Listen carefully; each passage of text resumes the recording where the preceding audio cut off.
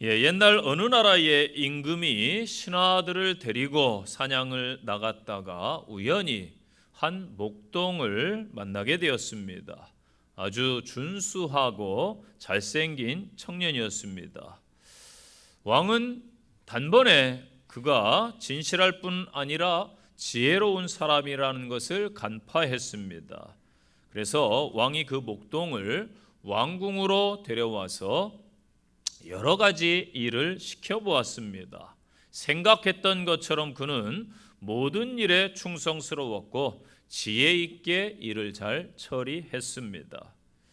시간이 흘러 왕은 그를 크게 신임하게 되었고 드디어 그를 왕궁의 재산 관리인으로 세웠습니다. 왕궁의 모든 재산을 도맡아서 관리하게 된 것입니다.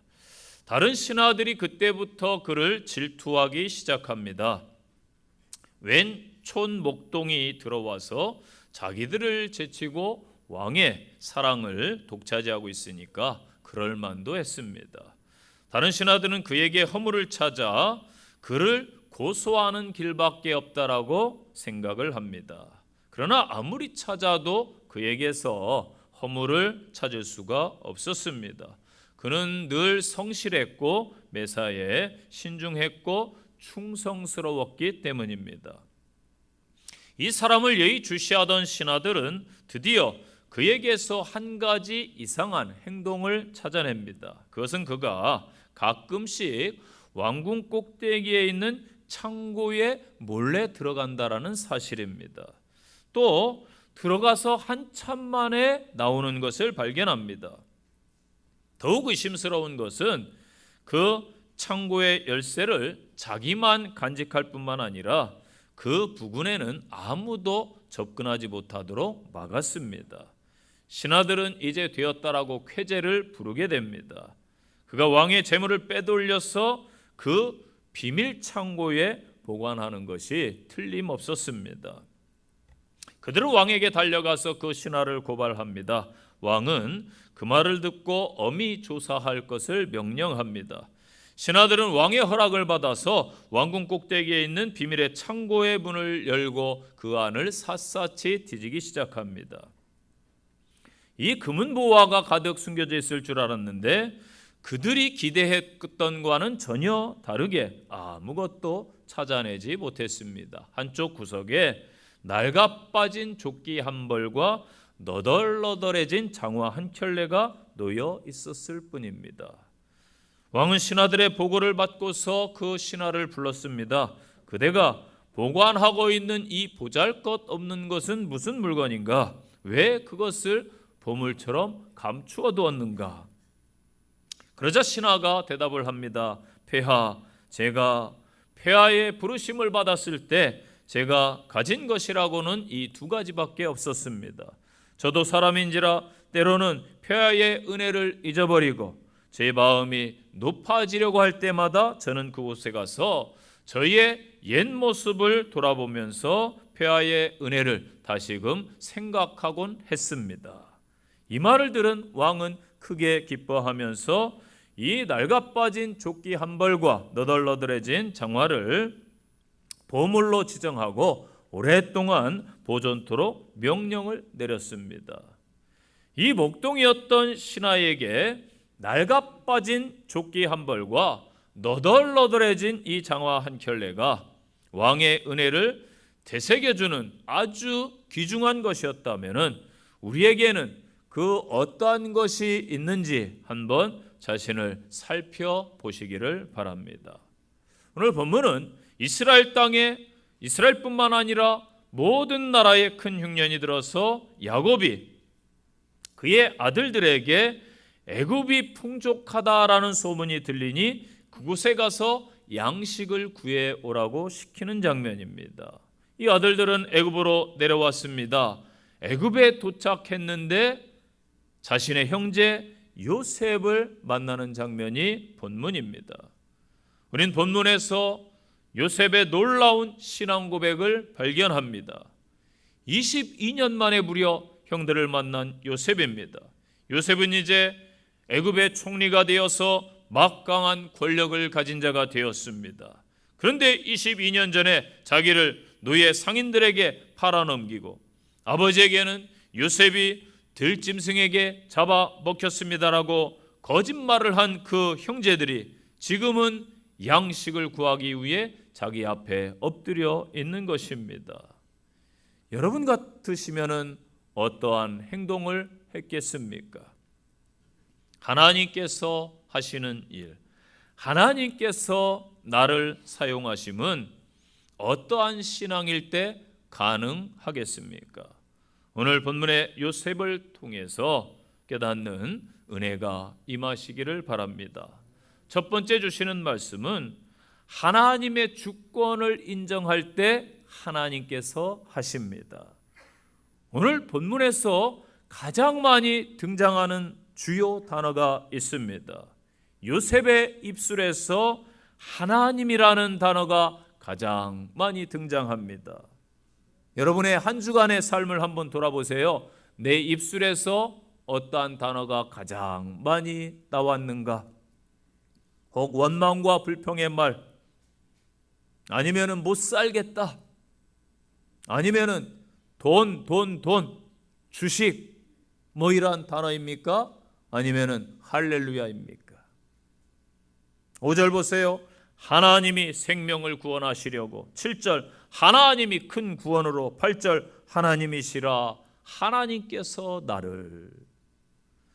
나의 모든 삶은 하나님께서 인도해 가십니다. 이 고백이 신앙 고백인 거예요. 요셉에게는 이 고백이 있었습니다. 하나님의 함께하심, 하나님의 임재를 느끼는 신앙인이 행복한 신앙인입니다. 하나님의 함께하심을 느낄 수가 없다면은 가장 안타까운 신앙인이 되겠지요. 이 요셉과 형들의 차이점이 무엇일까요? 요셉은들 하나님의 주권을 고백하는 신앙인입니다. 그러나 형들은 그들의 삶에 하나님의 인도하심이 없습니다. 자기들의 생각대로 살아가는 삶과 하나님의 인도하심을 따라 사는 삶은 명백히 상반된 결과를 가져옵니다. 하나님의 인도하심 가운데 하나님의 주권을 믿은 요셉은 대제국의 총리가 되어 존경받는 높은 자리에 있습니다. 반면에 하나님의 주권이 없던, 하나님을 두려워하지 않던 형들은 가난하고 피폐해졌어. 누구나 관심을 두지 아니하는 전혀 존재감이 없는 인물들, 양식을 사야만 되는, 구걸해야 되는 비참한 지경에 이른 것입니다. 5절 보세요.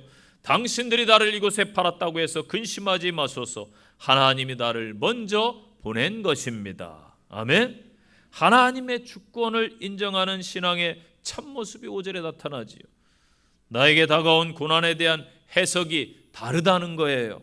하나님의 주권을 믿지 않는 신앙은 고난 앞에서 원망과 불평과 절망과 자기 포기의 모습이 나타나지만, 하나님의 주권을 인정하는 신앙인은 하나님을 은혜로 해석합니다. 신앙이 무엇이에요? 현 상황에 대한 믿음의 해석입니다. 여러분 앞에 일어나는 현재의 모든 일들을 어떻게 보느냐에 따라서 그 의미가 완전히 달라지고 결과도 달라집니다. 불평과 불만의 사건이 될 수도 있고 감사와 은혜의 사건이 될 수도 있다는 것이지요. 요셉이 노예로 팔려갔습니다. 하나님께서 그렇게 하셨습니다. 현재 여러분이 노예의 삶에 처해 있다면 하나님의 뜻을 구하시기를 바랍니다. 내가 노예의 낮은 자리에 가야 될 이유를 나는 몰라요. 그러나 하나님은 아십니다. 요셉이 고난을 겪기 전에는요, 미성숙함으로 형들 앞에서 기고만장했어요. 철이 없었지요. 어찌 보면 아버지 때문입니다. 야곱의 입장에서 라헬이라는 부인을 가장 많이 사랑했는데 그만 일찍 세상을 떠나요. 라헬에게서 낳은 첫 아들이 요셉이기 때문에 그를 끔찍히 사랑했습니다. 편애했지요. 그 시대, 가부장적인 시대, 아버지의 사랑을 받으니까 철이 없어서 형제들을 무시합니다. 노예가 되고 나서야 자신을 돌아보는 거예요. 어린 나이에 인생의 가장 밑바닥에 떨어지고 나서야 겸손함을 깨닫습니다.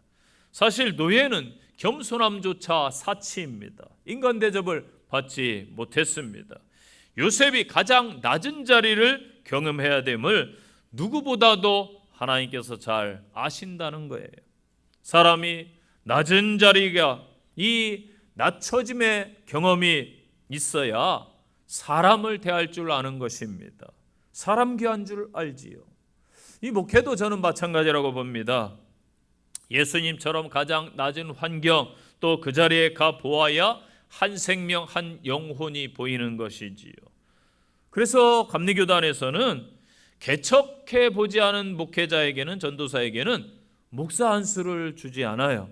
저는 모든 교단이 좀 이랬으면 좋겠습니다. 개척교회든 시골교회든 정말 도서 목회든 어려운 곳에 가서, 힘든 곳에 가서 목회 경험을 해본 다음에 목회자로 세워지면은 겸손하고 낮은 자세로 아마 목회를 하겠지요. 그런데 오늘날 대부분의 이 목회 예비자들이 대형 교회만을 선호하고 있어요. 뭐 예전에는 안 그랬는데 이 현상이 더욱더 코로나 이후에 두드러져서 한국 교회 걱정이기도 합니다. 큰 대형 교회에서 대접만 받고 성김만 받다가 목회자가 되니까 교만해질 수도 있고 아나부인이 되는 거예요.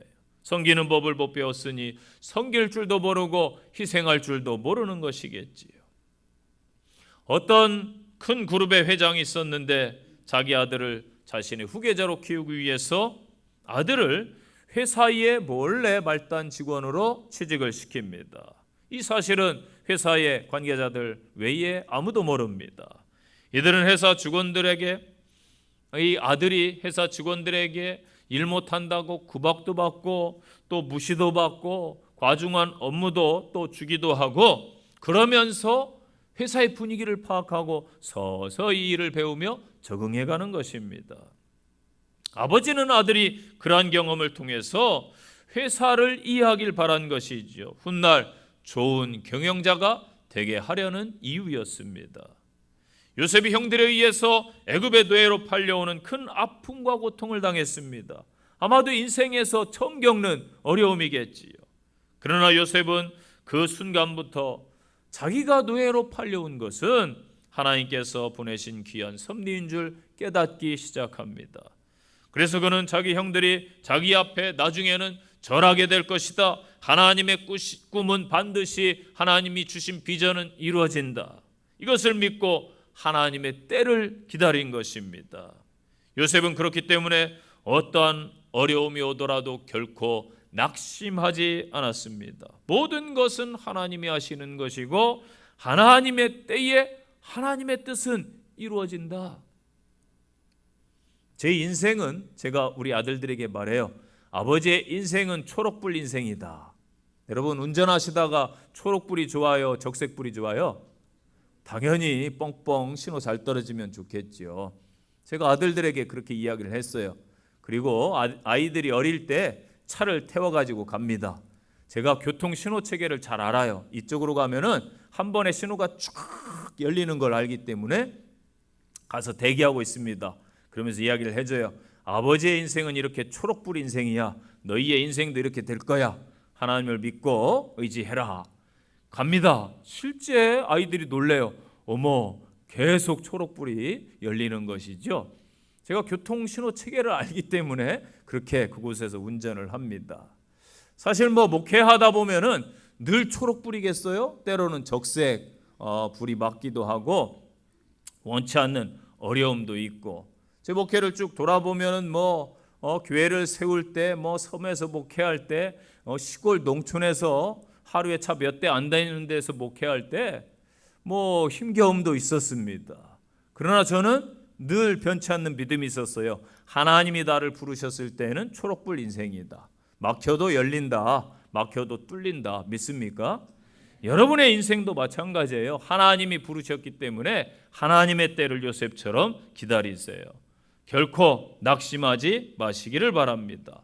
여러분의 인생과 저의 인생, 성도의 삶은 모든 것 하나님이 하시는 것이고 하나님의 때가 되면은 열리는 거예요. 무려 요셉은 13년 동안 노예로 있으면서 고통을 당했지만은 낙심하거나 절망치 않고 하나님의 때를 기다렸던 거예요. 13년 노예 생활을 통해서 하나님의 큰 은혜를 깨닫습니다. 인내심도 배우고 절제도 배우고 성결함도 배우고 또 하층민의 노예의 삶도 배우고 백성들의 고충이 참 크구나 이런 것도 깨닫습니다. 그래서 그는 애굽의 총리가 되었을 때에 생명을 살리는 일을 잘 감당한 줄로 믿습니다. 현재 낮은 자리에 혹은 원치 않게 고난의 자리에 계신 분들이 계십니까? 자신을 겸손히 돌아봅시다. 하나님의 귀한 뜻과 계획을 알려달라고 하나님 앞에 엎드리시고 구하시기를 바랍니다. 하나님의 주권을 인정하고 고백하는 신앙인으로 거듭나시기를 간절히 축원드립니다. 두 번째 주시는 말씀, 사랑의 사람이 되어야 사랑으로 품어야 하나님이 일하십니다. 자, 하나님의 사랑을 품으면은 하나님이 나를 사용하시고 나를 통해 그때부터 일하세요. 어느 정도 물도 100도씨가 되어야 끓어요. 임계점이라고 그럽니다. 이와 마찬가지로 하나님의 사랑이 어느 정도 장성한 분량에 이르면은 그때부터는 이제 하나님이 일하시는 거예요. 여러분을 쓰시는 거예요. 우리 주님의 십자가 사랑을 경험하면은 사랑의 사람이 되는 것입니다. 처음부터 큰 사람, 큰 그릇 없어요. 여러분 유퀴즈라는 프로를 아시나요? 예, 유퀴즈라는 유명한 프로그램이 있습니다. 이 국민 MC라고 하는 유 땡땡 씨가 있습니다. 이분에 대한 세인의 평가가 그러했어요. 젊을 때 이분에 대한 평가는 버릇이 없다. 심지어 대학교 동기들이나 친구들이 나와서 4가지가 없었다. 그렇게 평가하는 것을 방송에서 제가 봤습니다. 그런데 지금은 그분을 그렇게 보는 사람은 대한민국에 한 사람도 없습니다. 그는 긴 무명 시절을 겪으면서 눈물 젖은 빵을 먹고 연예인을 포기하려고 수없이 고민하고 미래에 대해 고민하다가 밤을 새운 날이 부지기수라고 하지요. 잘 나가는 동기들을 만나러 갔다가 한없이 초라한 자신을 보면서 많이 혼자 울기도 했다고 합니다. 그러한 무명의 시절을 거치면서 지금의 그가 다듬어져서 세워진 것이지요. 인생이 여러분 그러합니다. 여러분은 어떻습니까? 처음부터 장로님 다우셨나요? 처음부터 권사님 같이 보이셨나요? 처음부터 집사님 다우셨나요? 저도 그래요. 목회자다운 모습이 거의 없었습니다. 많은 세월을 겪으면서 지금도 현재 진행형이에요. 조금씩 다듬어져 가고 있을 뿐입니다. 이 9월 16일자 한국경제신문 장재민 기자의 글이 있어서 소개합니다.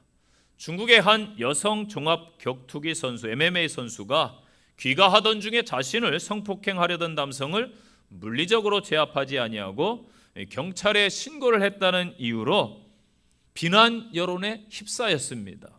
그러려면 운동을 왜 해? 비난부터 댓글 아시지요? 16일자 홍콩 사우스 차이나 모닝 포스트 보도에 따르면 지난 3일 여성 종합 격투기 선수 쉬는 상하이 징안 지역을 걷고 있었는데 저우라는 남성이 그의 뒤를 뒤따랐습니다. 이 남성은 쉬에게 연락처를 묻더니 갑자기 쉬의 목을 감싸고 강제로 키스하려고 했습니다. 쉬는 다행히 강제적인 키스를 피했지만은 바닥에 쓰러졌고 그제서야 이 남성이 칼을 들고 있는 것을 발견해서 경찰에 신고했습니다. 상해 경찰은 외부를 통해서 이 남성이 쉬를 강제 추행한 혐의로 구금했다라고 밝혔습니다. 중국법에 따르면 이러한 행위는 최대 징역형 5년에 처합니다. 쉬는 당시 자신이 이 남성을 공격할 경우에 그가 크게 다칠까 봐 우려했던 것으로 전해졌습니다. 쉬는 말합니다. 나는 종합 프로 격투기 선수이기 때문에 내 펀치는 일반 사람보다 훨씬 강합니다.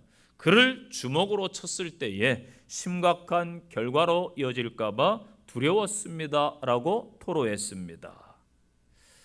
저는 이 종합 격투기 여성 선수가 정말 제대로 된 선수다. 훌륭한 선수라고 봅니다. 여러분 운동을 조금이라도 해본 분들은 다 알아요. 전문 매일 밥 먹고 격투기를 하는 선수와 일반인이 싸우면 누가 이길까요?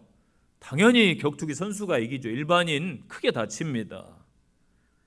운동선수가 다칠까봐 참고 인내한 것이지 절대 겁이 있어서 비겁해서 그런 행동을 한 것이 아니라는 거예요. 어설프게 운동한 사람이 주제넘는 행동을 하는 법입니다. 변은 이글스로 고개를 숙이는 것이지요.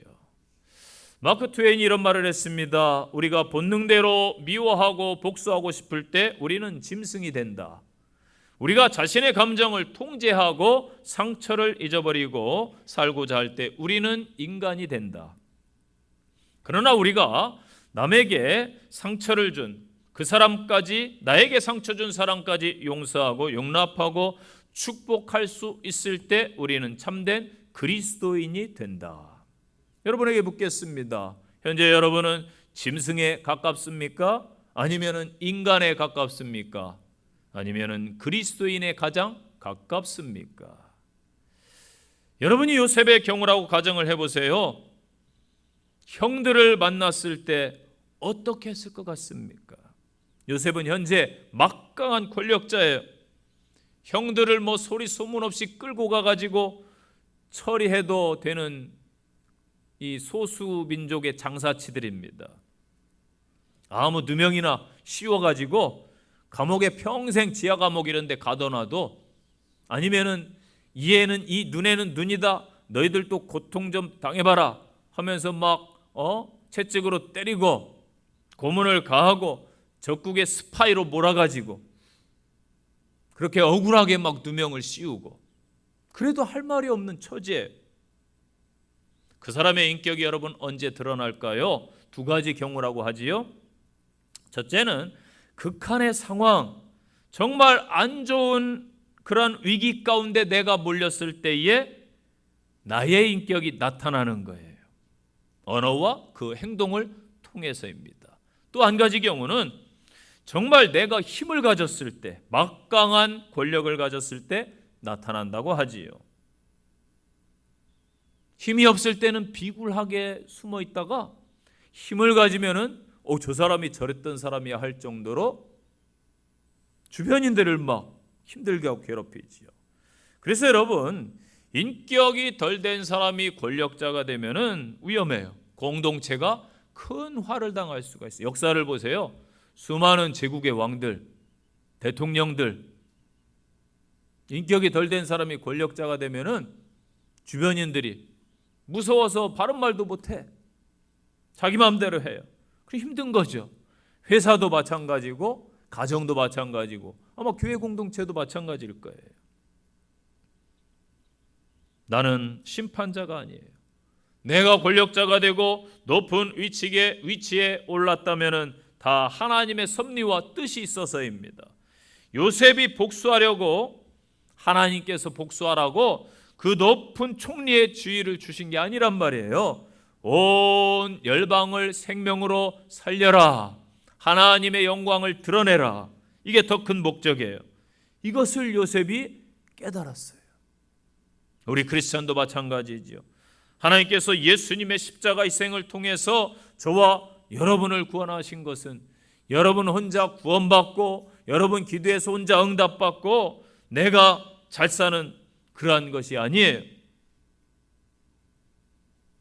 나만을 위한 그러한 것이 절대 아닙니다. 품지 못하고 용서치 못하고 희생과 섬김도 못하고 째째하게 신앙생활 하라고 여러분을, 나만을 위한 신앙생활 하라고 그 하나님께서 여러분을 부르셨을까요? 더 큰 목적과 더 큰 계획과 더 큰 비전이 있는 줄로 믿으시기를 바랍니다. 이 시간 혹 성도 여러분이 정말로 성도답지 못하게 용서치 못하고 희생치 못하고 섬기지 못하고 그러한 부분이 있다면은 자신을 한번 돌아보시기를 바랍니다. 미국에 가면은 오렌지 카운티라는 곳이 있어요. 아마 들어보셨을 거예요. LA 남단에 있는 지역입니다. 예전에 내셔널 지오그래픽 잡지에서 세계에서 가장 살기 좋은 곳을 꼽았는데 이 1위로 오렌지 카운티가 뽑혔습니다. 실제 가보면은 참 이런 곳에서 살고 싶다라는 생각이 들더라고요. 이 역사는 1850년대로 올라가요. 이때가 서부 개척 시대입니다. 그래서 미국 사람들이 서부에서 금광 광맥이 터졌다더라, 우리도 부를 쫓아가자, 너도 나도 마차를 끌고 서부로 갈 때입니다. 서부는 사막지대가 많아요. 그래서 야채나 과일들이 나지 않습니다. 자연히 신선한 과일들이 부족했지요. 그로 인해서 개척자들이, 수많은 사상자들이 발생하기 시작합니다. 그래서 원인을 연구해 보니까 비타민C가 부족하구나, 이걸 안 거예요. 그래서 그곳에 비타민C가 풍부한 오렌지 나무를 심기 시작했어요. 그것이 계기가 되어서 오늘날의 오렌지 카운티가 된 것입니다. 더 역사를 거슬러 올라가면은 1400년대 바스코 다 가마가 동인도로 항해하는 도중에 선원의 60%가량이 죽어갑니다. 아니, 잘 먹고 고기 먹고 바다에서 단백질 고기 잡아서 충분히 먹는데 왜 선원들이 죽어갈까? 나중에 밝혀지는데 그들의 병명은 괴혈병이었습니다. 오랜 항해로 인해서 야채와 과일을 섭취하지 못해서 비타민C가 부족했던 것이지요.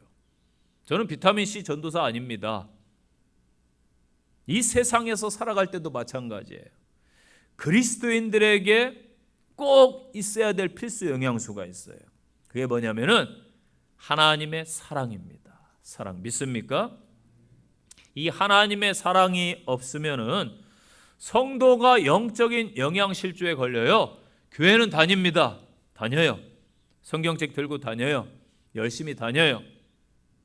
그런데 무늬만 크리스찬이 될 수가 있단 말이에요. 이 하나님의 은혜가 나에게 날마다 부어지지 않으면은 영적인 영양실조에 걸려요. 그렇기 때문에 늘 나는 실족했다, 나는 상처받았다, 나는 이렇다 저렇다. 교회에 와가지고 늘 불평과 원망을 쏟아냅니다. 좋은 말을 못해요. 여러분, 한번 성도에게 좋은 말 해주세요. 옆에 성도에게 좋은 말 해주세요. 축복의 말 한번 해줘 보세요. 그거 봐요, 입이 막히잖아요. 평소에 안 해서 그래요. 안 해서. 사랑합니다, 축복합니다, 잘 될 겁니다, 잘생겼습니다, 멋있습니다, 옷이 예쁩니다, 건강해 보이십니다, 자녀들 잘 되길 바랍니다. 얼마나 많아요, 축복의 말이. 그런데 하시라고 하니까 딱 막혀. 사랑도요, 아무나 하는 게 아니에요. 사랑은 아무나 하나. 유행가 가사 있잖아요. 사랑해 사랑해, 평소에 자꾸 해야 돼요. 자꾸 해야 돼요. 저는요, 저희 아들들 2명 있어요. 아시죠? 딱 2명 있는데 아이들이 지금도 총각 다 컸어요. 그런데 사랑해라는 말을 잘합니다. 어떤 땐 징그러워요. 이제 어렸을 땐 귀여웠는데 지금도 그런 이야기를 해요. 왜 그러냐면은 훈련을 많이 시켜서 그래요. 훈련을. 저희들이 먼저 사랑한다는 말을 많이 해줬기 때문에 그런 얘기를 합니다. 여성분들은 참 신기한 면이 있어요. 꼭 말해줘야 되겠더라고요. 꼭 물어봐요. 지금은 그나마 덜 물어보는데 저하고 친하게 지내는 사람이 자기를 사랑하냐고 자꾸 확인을 하더라고요. 제가 속으로 그랬어요. 겉으로는 또 화가 임할까 봐 말 못하고, 아니 결혼했으면 사랑하는 거지 뭐가 필요하냐고 말이야. 그런데 확인해야죠. 옆에 성도님과 인사해 보세요. 사랑합니다. 표정이 밝아졌습니다. 이게 필수 영양소예요. 하나님의 사랑, 하나님의 은혜가 늘 있어야 좋은 말이 나가는 거예요. 축복의 말, 격려의 말, 소망의 말, 믿습니까? 로마서 5장 8절 보세요. 우리가 아직 죄인되었을 때에 그리스도께서 우리를 위하여 죽으심으로 하나님께서 우리에 대한 자기의 사랑을 확증하셨느니라. 아멘. 확증하셨느니라. 바울의 고백대로 우리가 사랑받을 만한 자격이 아니라 우리를 사랑한 것, 우리가 죄인임에도 불구하고 하나님은 사랑하셨어요. 우리를 사랑하시는 그 하나님 오래 참으시고 또한 소망을 포기하지 않았어요. 우리를 결코 포기하지 않았기 때문에 우리가 이 자리에 있는 거예요. 예수님도 뭐라고 그랬어요? 너희가 서로 사랑하면 너희가 내 제자인 줄 알리라. 아멘. 그런데 사랑하지 못해요. 왜 그럴까요? 손 이제 놔도 돼. 신경 쓰여. 예. 너무 사랑하시는 것 같아요, 두 분이. 예. 왜 그런데 사랑하지 못하는가? 받아들일 만한 그릇이 못 돼서 그래요. 자, 여러분, 큰 그릇들이 되시기를 축복합니다. 아멘. 자, 간장 담는 그릇 아시나요? 종재기라고 그래요. 그죠? 조그만해요. 그러면 거기에 국을 담을 수가 없어요. 국그릇은 더 큽니다. 그렇죠? 그릇의 차이가 있어요. 주님의 은혜와 사랑을 적게 받은 사람은 어쩔 수 없어요. 그릇이 작아요. 내게 잘 대해주는 사람 나도 잘 대해주죠. 이 정도는요, 믿지 않는 사람도 할 수 있는 거예요. 고작 그러한 것이 그리스도인의 기준이 된다면 되겠습니까? 예수님이 뭐라고 그랬어요? 원수까지도 사랑해라. 뺨을 때리느냐? 다른 뺨도 돌려대. 저 같아도 그럽니다. 갑자기 누가 뺨을 때렸으면 우씨 이렇게 나가지 뺨을 돌려대겠어요? 쉽지 않아요, 여러분. 그런데 주님은 말씀했어요. 우리 교단에 보니까 안타깝게도 이번에 고소 고발 사건을 접하면서 교단을 대표하는 총회장에 출마하는 사람들의 그릇이 참 작구나 이런 생각을 해봤어요. 왜? 포용과 관용이 없더라고요. 다른 일을 수용하지 않으면서 법으로 다 세상 법으로 해결하려고 했습니다. 자, 법은 있어야 되고 좋은 것입니다. 그러나 교회는 법 위에 은혜가 있어야 됩니다. 지금 한국 사회를 보세요. 국회에서부터 고소 고발 사건이 제일 많아요. 국회의원들이. 대통령 전직이든 현직이든 막 고소 고발하고 있습니다. 각 정당이 법조인 출신들을 우대합니다. 왜냐하면 법으로 해결해야 될 문제들이 많기 때문에 법조인 출신들이 너무 많아요. 한국에 각 정당에. 모든 공직에 법조인 출신들이 대거 포진해 있단 말이에요. 이런 나라가 여러분 좋은 나라라고 생각하세요? 제 주변에도 법을 전공한 친구들이 있어요. 법학과 출신들. 인간미가 죄송한데 조금 떨어져. 저는 절대 이러한 나라가 좋은 현상이 아니라고 봐요. 법치를 생각하기 전에 정치를 생각해야 돼요. 정치하겠다고 모인 사람들이잖아요. 바를 정자 정치, 옳은 이치, 서로 존중하는 문화, 상대방의 의견에도 무조건 반대가 아니라 협상과 타협을 통해서 국민을 위한 정치를 살려내야 되는 것이지요. 무조건 여당 야당이 되어서 당이 다르다는 이유로 막 거부하고 외면해요. 물론 다른 나라도 그래요. 정치가. 이것은 서로 멸망하는 길이에요. 이 모습이 비단 정치만 그럴까요? 종교계도 크게 다르지 않더라고요. 그리스도인의 삶은 어떻습니까?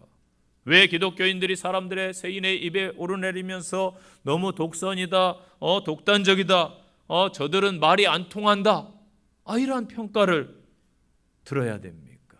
우리 자신을 한번 돌아보시기를 바랍니다. 요셉처럼 큰 그릇, 넉넉한 크리스찬, 하나님의 사랑이 늘 넘치는 귀한 성도들이 되시기를 간절히 축원드립니다. 세 번째 주시는 말씀, 어디에서나 당당한 담대한 그리스도인이 되어야 하나님이 함께 하세요. 자, 하나님을 신뢰하고 그분의 뜻과 비전을 품은 사람은요, 어느 환경과 어느 자리에서든지 똑같습니다. 현대 교회 성도들의 가장 큰 문제가 무엇일까요? 다르다는 데 있어요. 저 목회자로서 먼저 죄송합니다. 예전에 국영방송 프로그램이 취재를 했어요. 큰 대형교회, 강남의 대형교회 취재를 했습니다. 그때에 담임 목사님이 자신 있게 말했어요. 저는 세습을 하는 목회자가 아닙니다. 그런데 나중에 시간이 흘렀어요. 상황이 바뀌었겠지요. 세습을 했습니다. 그래가지고 말이 달라졌어요. 그럼 사람들의 평가가 어떨까요? 아, 목회자도 거짓말을 하는구나. 이렇게 돼요. 물론 그 교회 사정이 있을 것이고 여러 가지 형편이 있을 거예요. 그러할지라도 내가 공인으로서 아니면은 여러 방송이든 뭐든 했으면은 지켜가야 되는 거예요. 그런데 뭐 바뀌었다고 변하면 되겠습니까? 환경이 이러니까 뭐가 이러니까 여러분 주변에서 맨날 변죽 뿌리는 사람 좋아요, 싫어요? 솔직히 말해서 저도 싫어요. 그런 사람은 이랬다 저랬다 뭐 합시다 했는데 금방 이랬다가 저랬다 하면은 얼마나 서로 불편하겠습니까? 예배드릴 때 교회에서 모습은 분명히 하나님의 자녀들인데 세상에 나가서 혹은 직장과 일터에서 가정에서 다르다는 거예요. 요셉의 신앙이 뭐예요? 요셉의 특징입니다. 노예이지만 그는 성실했습니다. 감옥에 들어가서도 성실했습니다. 총리가 되어서도 성실했어요. 한결같았습니다. 보디발이 보기에도 아니 히브리 노예가 저 어려운 환경에서도 신앙을 지키며 하나님을 섬기며 열심히 살아가는 것을 보니까 하나라도 더 챙겨주고 싶은 거예요. 기특한 거예요. 감옥에서 교도관이 보는데 얼마나 주변인들을 돕고 성실하게 다른 일을 잘 섬기는지, 아니 어떻게 저 사람이 죄를 짓고 왔단 말이야. 저건 누명을 썼을 것 같아. 억울할 것 같아. 의심이 들 정도지요. 그래서 그를 특별 대우를 해주고 아꼈던 거예요. 이집트의 바로왕이 볼 때에 감히 그 시대 신이라고 하는 자신 앞에서 히브리 노예 출신이 자기의 신앙을 당당히 밝히고 하나님 이름을 운운하면서 담대한 거예요. 자신의 지혜가 아니라 자신이 섬기는 하나님께서 알려주셨습니다. 꿈을 해몽하고 당당히 밝히는 그 모습에서 바로왕이 어쩌면 저 히브리 청년은 진짜 신을 섬기고 있구나 두려웠던 거예요. 여러분, 진짜 그리스도인들을 만나면은요 귀신도 두려워하고 세상 사람들도 함부로 하지 못합니다. 믿습니까? 그런데 오늘날 그렇지 않잖아요. 우리의 신앙이 요셉을 모델 삼아서 이러해야 될 줄로 믿습니다. 보세요. 요셉은 바로와 처음 대면할 때부터 역사를 주관하시는 분이 하나님임을 분명히 증언했습니다. 창세기 40장에 보면은 하나님이 그 하실 일을 바로 왕에게 보이십니다. 25절에요. 하나님이 그 하실 일을 바로에게 보이신다 함이 이것입니다. 하나님이 이 일을 정하셨습니다. 분명하게 고백하고 있어요. 하나님이 바로가 요셉을 총리로 세울 때 바로가 뭐라고 합니까? 하나님께서 하시는 이름을 바로가 스스로 입으로 고백해요. 바로가 이르되 이와 같이 하나님의 신에 감동된 사람을 우리가 어찌 얻을 수 있으려 하고 요셉에게 이르되 하나님이 이 모든 것을 내게 보이셨으니 너와 같이 명철하고 지혜 있는 자가 없도다. 너는 내 집을 치리하라. 내 백성이 다 내 명령에 복종하리니 나는 너보다 높음이 이 보좌뿐이니라. 아멘. 이게 바로의 입에서 나온 말이에요.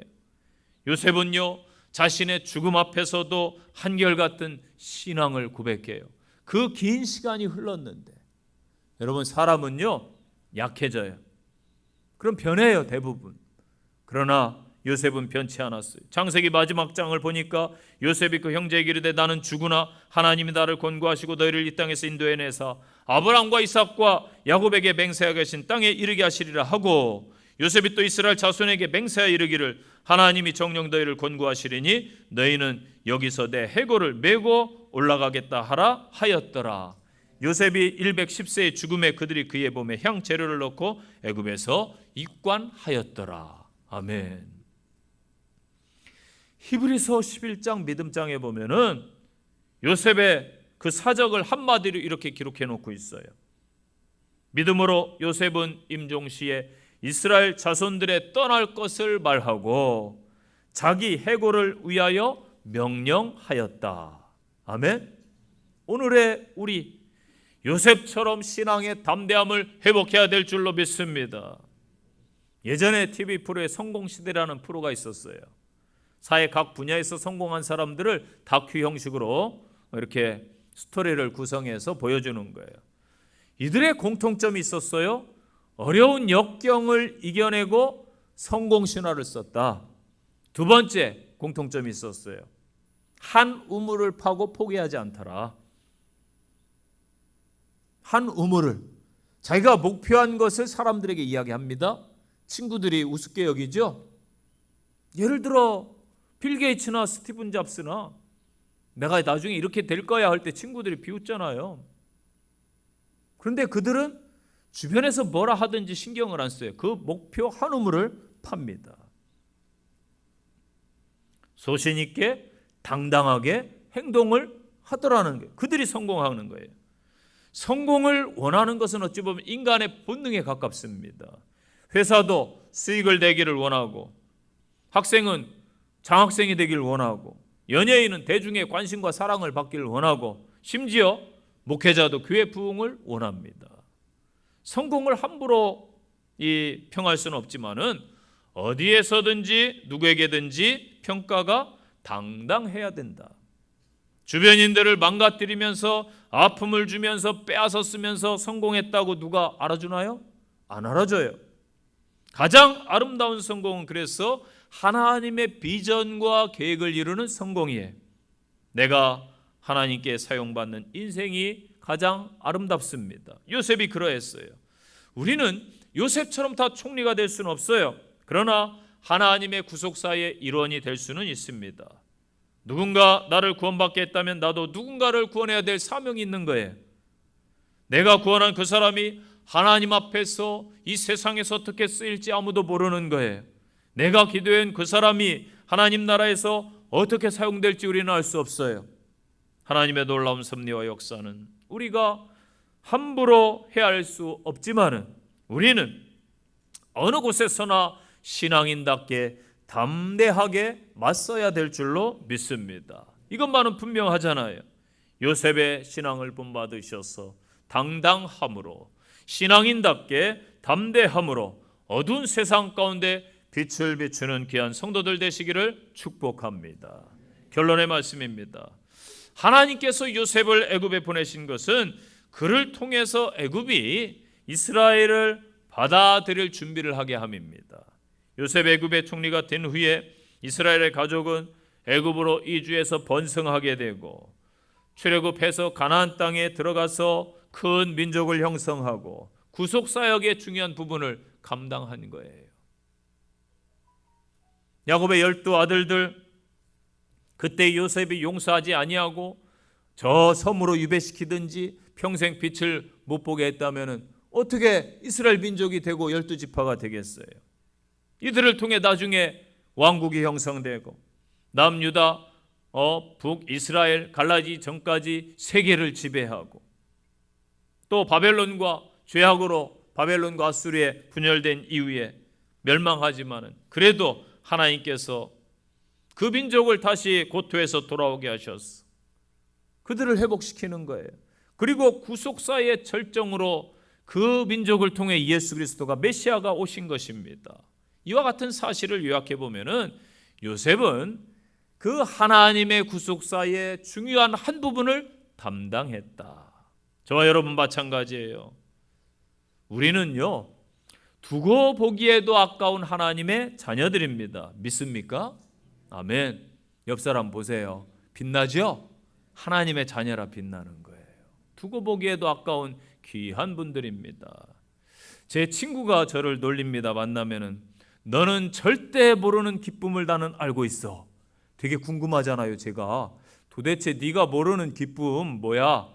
그랬더니 너는 죽었다 깨나도 알 수가 없어. 이 친구가 딸이 있는데 딸이 30이 넘었어요.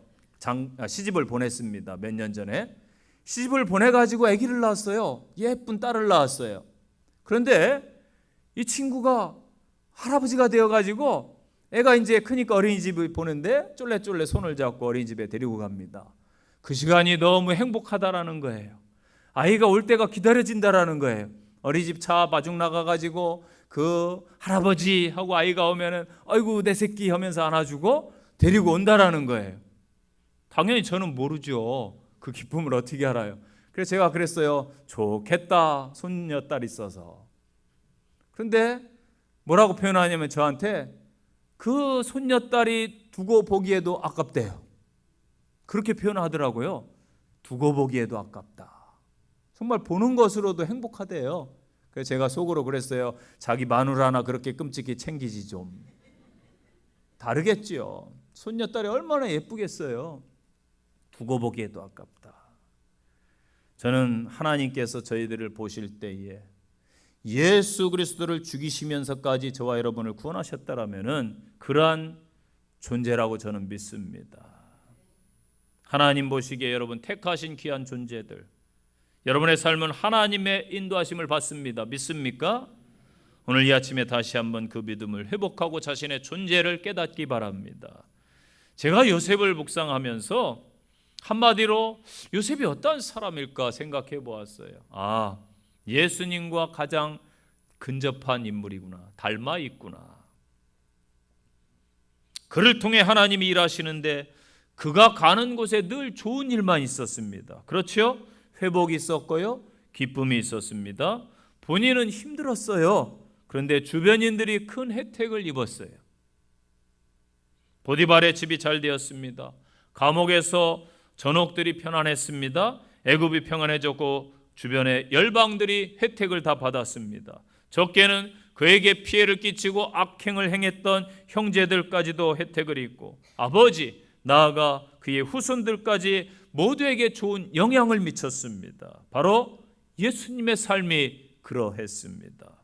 저와 여러분 때문에 바라기는 여러분 주변이 다 회복되고 행복해지시기를 축복합니다. 우리 주변에 제복 입은 분들이 있어요. 이들은 행동을 함부로 하지 않더라고요. 군인, 경찰, 의사, 소방관 등등 이 가운 제복들을 입습니다. 그들이 왜 그렇게 행동할까요? 명예심이 있기 때문이에요. 그 제복을 입기까지 훈련도 필요하고 공부도 해야 되고 여러 가지 시험도 쳐야 되고 많은 시간을 보냈기 때문에 그 제복이 더 가치가 있는 것입니다. 여러분, 성도는 이 땅에서 예수님을 통해서 영적인 세마포의 제복을 입은 사람들입니다. 명심하세요. 대충 이 땅에서 살아갈 존재들이 아니란 말입니다. 요셉처럼 높은 위치는 아닐지라도 내게 주어진 곳에서 하나님의 사람임을 보여주시기 바랍니다. 혹여 아직도 비전을 발견치 못하고 힘겹고 어려운 지점에 계신 분들도 계실 거예요. 요셉처럼 세워질 그날을 바라보시기를 바랍니다. 하나님이 하십니다. 하나님이 하셨습니다. 하나님은 지금도 살아계시고 하나님은 여전히 일하십니다. 할렐루야. 적용의 말씀입니다. 첫째, 하나님의 주권을 인정하는 신앙이신가요? 나의 어느 부분을 하나님께 내어 드려야 될지 한 주간 고민하시기를 바랍니다. 두 번째 적용입니다. 사랑으로 품은 그리스도인이 되기 위해서 한 주 여러분 사랑을, 작은 사랑을 주변에 꼭 실천하시기를 바랍니다. 세 번째, 나는 어느 곳에서나 당당한 그리스도임을 기억하고 행동하시기를 바랍니다. 마지막 적용입니다. 하나님의 구속사역의 주인공이 나입니다. 나에 대한 존재감을 높여 가시기를 바랍니다. 기도하겠습니다. 하나님 아버지 감사합니다. 하나님이 하십니다. 하나님이 우리를 쓰십니다. 하나님께 모든 것을 맡기고 한 주 동안 하나님과 동행해 보기 임하게 하옵소서. 예수님 이름으로 기도합니다. 아멘.